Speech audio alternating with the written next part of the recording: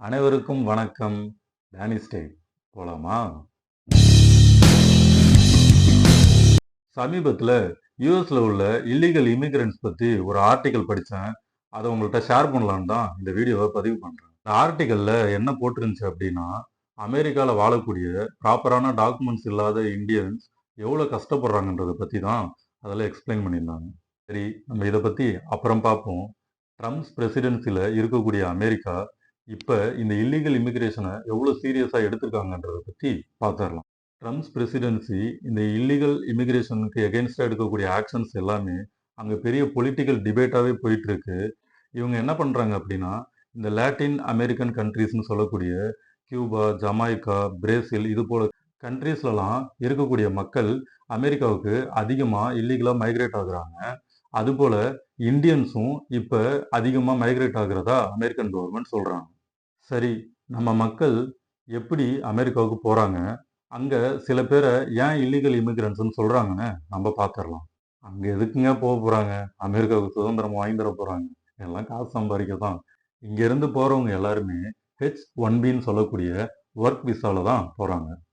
இந்த வகையான visa highly skilled ஒர்க்கர்ஸுக்கு தான் குடுக்கப்படுது. அதாவது டெக்னாலஜி, என்ஜினியர்ஸ், அப்புறம் இந்த ஹெல்த் கேர் இந்த மாரி ஒர்க்குக்காக போறவங்களுக்காக இந்த H-1B விசா வழங்கப்படுது. இவங்கலாம் நல்லா தானே வேலைக்கு போறாங்க. அப்புறம் எதுக்கு இவங்கள இல்லீகல் இமிகிரண்ட்ஸ்ன்னு சொல்றீங்க? அப்படின்னு நீங்க நினைக்கலாம். இவங்க போகும்போது எவ்வளோ ஆர்வமா போறாங்களோ, அதே மாரி விசா முடிஞ்சு திருப்பி வரும்போது அவ்வளோ ஆர்வமா வரது கிடையாது. இந்த அமெரிக்கன் கவர்மெண்ட் உங்களுக்கு விசா முடிஞ்சிருச்சு, வீட்டுக்கு போங்கடான்னு சொன்னா, நீங்க விசாலே போட்டாலும் நாங்க போமாட்டோம்னு அங்கேயே உட்கார்ந்திருக்கவங்கள தான் இல்லீகல் இமிகிரண்ட்ஸ்ன்னு சொல்றாங்க. இது ஒண்ணும் அமெரிக்காவுக்கு புதுசு கிடையாது. இந்த பிரச்சனை எப்பவுமே அங்க இருக்கும். ஆனா கவர்மெண்ட்ஸ பொறுத்து இந்த பிரச்சனைக்கான ஆக்ஷன்ஸ் அவங்க எடுப்பாங்க. இப்ப இருக்கக்கூடிய ட்ரம்ப் தலைமையிலான அமெரிக்கன் கவர்மெண்ட் சில ரூல்ஸ்ல அதிக ஃபோக்கஸ் பண்றாங்க. அதுல ஃபர்ஸ்ட் ரூல் என்னன்னு பார்த்தீங்கன்னா, ஸ்ட்ரிக்டர் என்ஃபோர்ஸ்மென்ட் ஆஃப் இமிகிரேஷன் லா. இது என்னன்னா, கேட்ச் அண்ட் ரிலீஸ் பாலிசின்னு சொல்லுவாங்க. அதாவது இந்த மாரி ப்ராப்பரான டாக்குமெண்ட் இல்லாத இந்தியன்ஸையோ, இல்ல வேற எந்த கண்ட்ரீஸ்ல உள்ளவங்களோ மாட்டிக்கிட்டா, அவங்கள புடிச்சு கொஞ்ச நாள் வச்சுட்டு அப்புறம் ரிலீஸ் பண்ணிடுவாங்க. இது இனிமே கிடையாதுன்னு ட்ரம்ப் ரொம்ப ஸ்ட்ரிக்ட்டா சொல்லிட்டாரு. எண்டிங் டிஏசிஏ. அதாவது இந்த டிஏசிஏ அப்படின்னா, அங்க இல்லீகல் இமிகிரண்ட்ஸா இருக்கிறவங்களுக்கு சில ஆஃபர் குடுப்பாங்க. சில பேர செலக்ட் பண்ணி, அவங்களுக்கு 2 இயர்ஸ் அவங்களோட விசாவ ரினிவல் பண்ணி குடுப்பாங்க. இத எவ்ரி 2 இயர்ஸ் அவங்க பண்ண முடியும். அது மாரி அவங்க எவ்வளோ நாள் இருந்தாலும், அவங்களுக்கு அங்க கிரீன் கார்டோ, வேற எந்த ஒரு கவர்ன்மென்ட் பெனிஃபிட்ஸும் அவங்களுக்கு கிடைக்காது. இவங்க திரும்ப திரும்ப அத ரினிவல் தான் பண்ணிக்கிட்டு இருக்கணும். அப்படி இருந்த விஷயத்தையும் இப்ப ட்ரம்ப் ரொம்ப காம்ப்ளிகேட் பண்ணிட்டாரு. 3 பப்ளிக் சார்ஜ் ரூல். அதுலயும் இவங்க அதிகமா ஃபோக்கஸ் பண்றாங்க. அது என்னன்னா, என்னதான் ப்ராப்பரா இமிகிரேட் ஆயிருந்தாலும், எல்லா டாக்குமெண்ட்ஸும் ப்ராப்பரா வச்சிருந்தாலும், இவங்களுக்கு அங்க கிரீன் கார்டு கிடைக்கிறது இப்ப ட்ரம்ப் ரூலிங்ல அது ரொம்ப கஷ்டம். 4த் one visa restrictions and reforms. இது என்னன்னா, உங்களுக்கு விசா குடுத்தா தானடா நீங்க வருவீங்க, திருப்பி போமாட்டீங்க அப்படிங்கிறதுனால ட்ரம்ப் எடுத்த ஒரு புது முயற்சின்னே சொல்லலாம். உங்களுக்கு இனிமே விசாவே கிடையாதுடா. இதுக்கே நீங்க ரொம்ப கஷ்டப்படணும். இதுக்கு காரணம் விசா முடிஞ்சும் வீட்டுக்கு வரமாட்டோம்னு சுத்திட்டு இருந்தாங்களே, அந்த நல்ல உள்ளங்கள் தான்.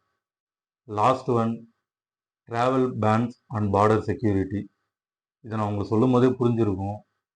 அப்படியே உங்களுக்கு விசா குடுக்காம, வேற வழியா எப்படியாவது கடல்ல நீந்தியாவது நீங்க பார்டர ரீச் ஆகணும்னு நினைச்சீங்கன்னா, உங்க தொண்டையில புல்லட் இறக்கப்படும்.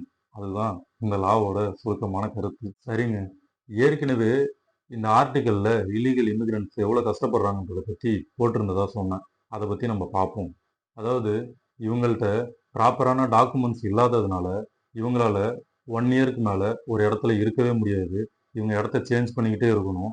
அது மட்டும் இல்லாம, இவங்களுக்கு ப்ராப்பரான வேலை கிடைக்காது.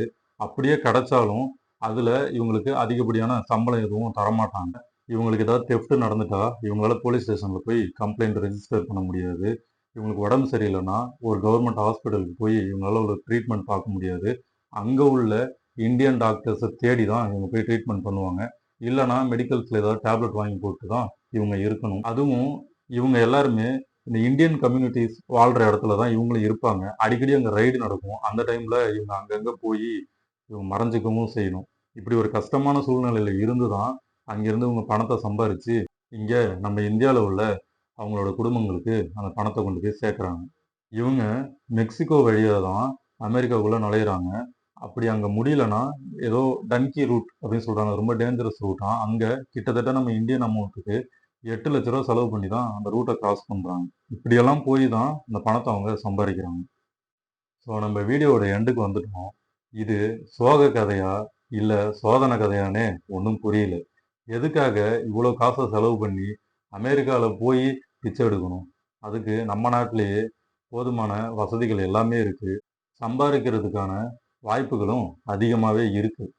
என்னன்னா, அமெரிக்கால போய் நான் கக்கூஸ் கழுவுனாலும் கழுவுவேன்னு அடம் பிடிக்கிறானுங்க ஒழிஞ்சு, இந்தியால உழைச்சு சம்பாரிக்கணும்னு பல பேருக்கு தோன்றதே கிடையாது.